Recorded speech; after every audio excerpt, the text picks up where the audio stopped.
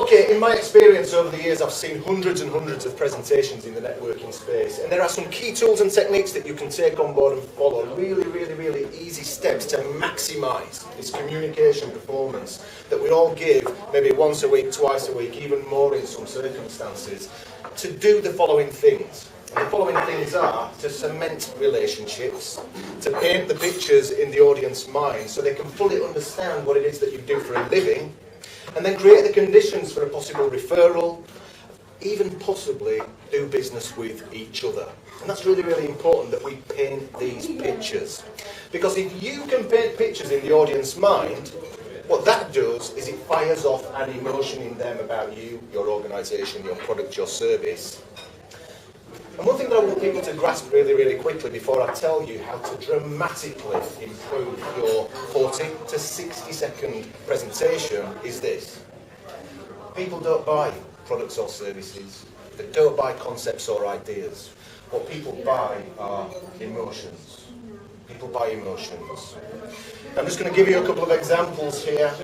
We would all be driving the same cars to the networking event this morning if people didn't buy emotions. Some people like things to go fast, other people like things to be more comfortable, other people feel that they want more economy out of their vehicles. If you have a burglar alarm at home, I would challenge you that yes, you've gone through a physical purchase process of buying the pad that actually goes on the wall inside your property, and also the things on the side of the wall outside the house. But what you've really bought at an emotional level is the peace of mind and security that when you leave that property there's a deterrent. Peace of mind and security. So if we can grasp that pretty quickly, that people buy emotions, not products and services, my question is, why do we tell people where we're based? Why do we use this presentation space to say how many people might be in our office? Why do we say how long we've been in business? Because that's not emotions. It's not emotions.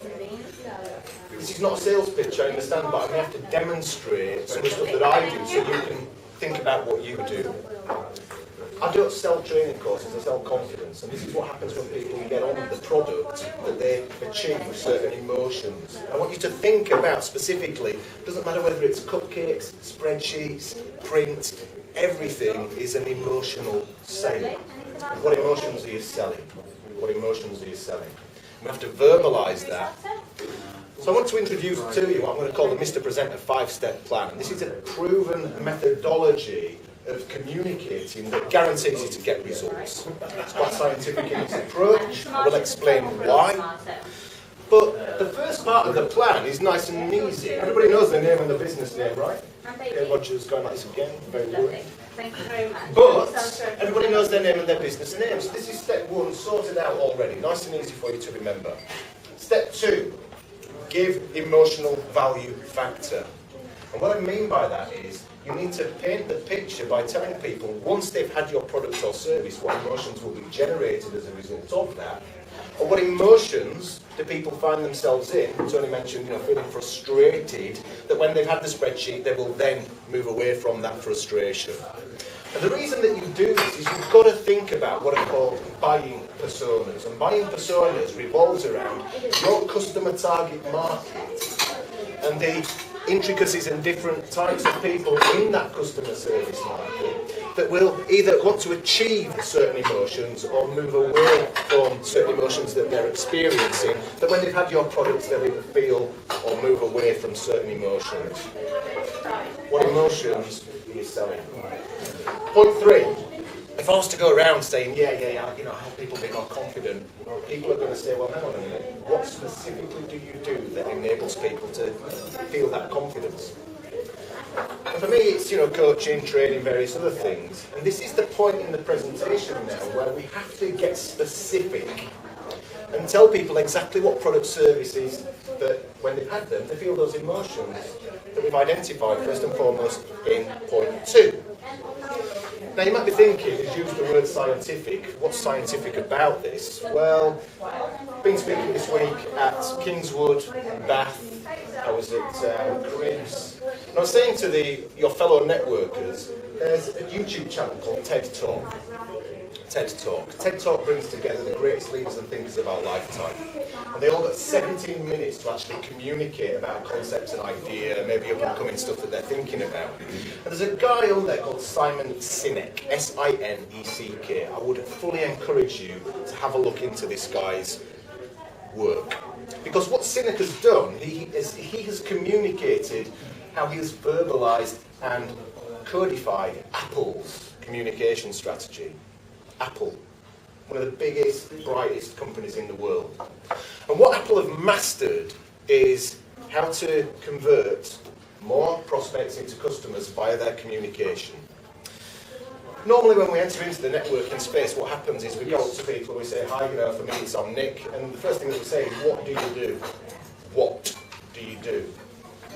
And if there were a solicitor in the room this morning, we can sometimes imagine or assume that we understand what that solicitor does just by hearing a job title. And we start to build a picture assuming that we know what they do.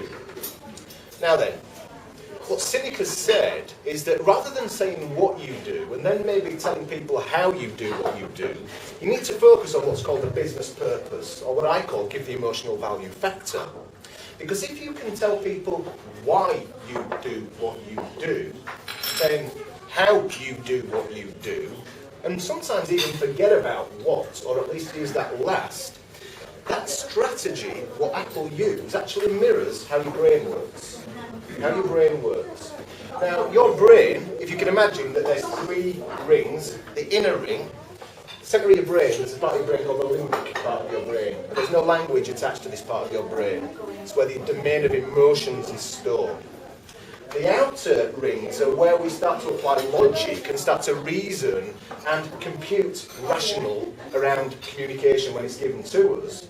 So if you can imagine that we've got these rings here, the centre is why, the outer is how, and then the big outer is what. So if you really want to persuade, influence, create the conditions for referrals or gateways to one-to-one opportunities, you've got to sell to the emotions first. Hit people in the middle, let the information seep outwards. It doesn't work the other way, because people buy emotions, not products and services, not concepts like these, but buy emotions. So name and business name, sell the emotion, chunk down and get specific on what products and services achieve those emotions. And then finally, we need to think about using a testimonial. It's really pleasing to see some of the people that I've been communicating this message to this week actually starting to take on board and follow some of the tools that I'm giving them. Now then, with a testimonial, rather than thinking about a massively long-winded affair, all we need to do again is paint a picture in the audience's mind that we're doing business with people, they're saying good things about us, and they're really benefiting from our services. Now, if I was to stand up here and just say that, Mr. Presenter training course is best in the UK, that's going to open me up for a bit of criticism. One, maybe a bit overconfident, Nick. Number 2, who says that? But if I say some of my customers say that Mr. Presenter training course is best in the UK, it provides a validation that I'm in business, I'm doing business with other people, and they're saying good things about me. And what that does in the audience mind is it unconsciously starts to create a picture that, when pictures are created in our mind, they generate certain emotions. And people buy emotions, not products and services.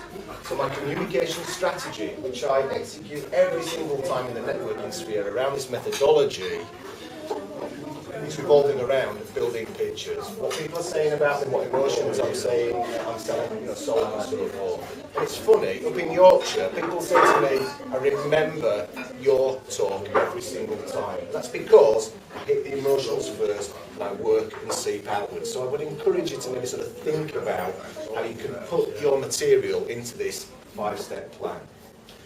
But point number 5. Have after seeing hundreds and hundreds of 40 to 60 second presentations, I can just say from experience that the key area for development is giving a clear call to action on what people need to do next. The reason for that is that in this room there will be some people who are highly confident and some people who are lacking in confidence. Those people who are perhaps lacking in confidence, who might want to access your services, don't want to engage with you on a one-to-one basis for fear of entering into a sales process where they might get sold to.